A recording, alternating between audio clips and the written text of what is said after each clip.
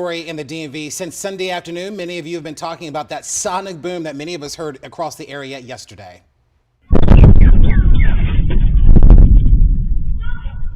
Oh, so scary. Many of you heard something like that around 3:15 and called us to ask what happened. In fact, our phones on the newsroom were blowing up. We can now report that it's connected to a small plane crash in Southwest Virginia where there were no survivors. The boom itself came from a fighter jet going supersonic to try to intercept it before it crashed. Our Jess Arnold joins us now. She is outside of the Capitol with us this morning. And Jess, what can you tell us about why those fighter jets were deployed in the first place?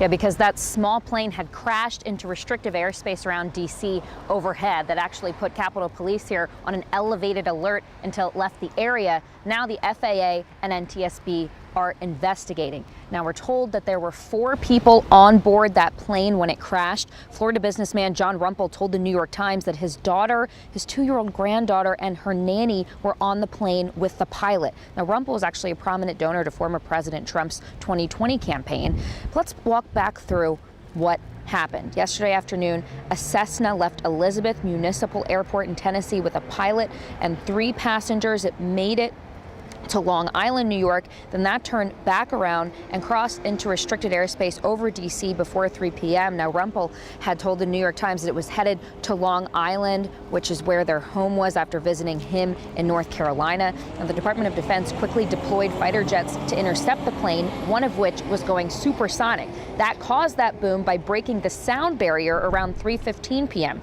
According to NORAD, the jets tried to get the pilot's attention, but they were unresponsive. Now, soon after, the plane crashed over 100 miles outside of D.C. in Southwest Virginia in the Stanton area. To be clear, officials said they did not shoot down the plane, but neighbors from Virginia to Maryland heard that boom and called 911 asking what was that.